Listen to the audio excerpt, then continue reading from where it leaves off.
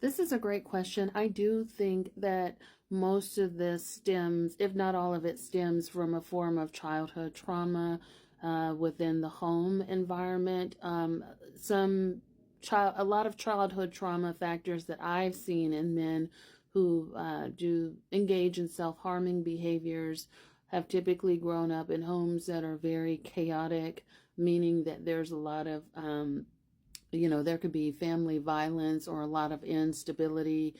Parents may have been involved in substance use, and there may have been like strangers or other people that were constantly in and out of the home and had access to them. Other patterns of instability that I've seen are children with a parent who has severe mental illness. So if they had schizophrenic parents, parents that were schizophrenic and didn't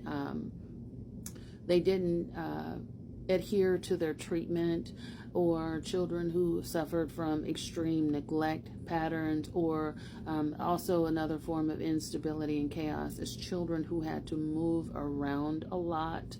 And there's children that may have to move around a lot for various different reasons, such as being in the military and, their family being in the military and other things like that. But typically what I've found is children that had to move around a lot due to financial issues, or just parents were unstable, or kind of couch surfing and things like that. So there is a huge part of what I call nature.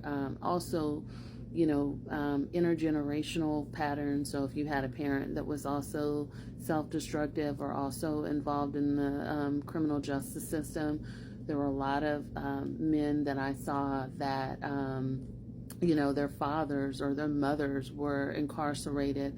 And it's interesting because a lot of times when they had that, I would also see their father may be incarcerated at the same time or in the same institution as them. And so I became familiar with father-son dynamics even within the institutional setting. There is again, extreme neglect. So where parents would just basically leave children for extended periods of time by themselves, and children kind of have to fend for themselves or supervise themselves and their siblings and be an adult, or be, just take care of their own needs. Other factors that I have found that play a role in some of this stuff could also be outside influences. So if children grow up in a violent community, especially where there's like gang activity and things like that, then that's where you see the influence of peers. And it's not uncommon for men to get involved with gangs at a very early age, and try to find some sense of brotherhood and camaraderie, but also be exposed to sexual assault, crime, violence, and things like that, even within the gang environment. So, and also to children who may have delinquency very early on, and they're sent to juvenile facilities.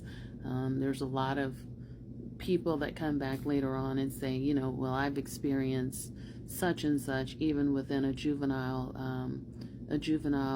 institution. So I hope this helps. This is a great question, and I hope this answers your question.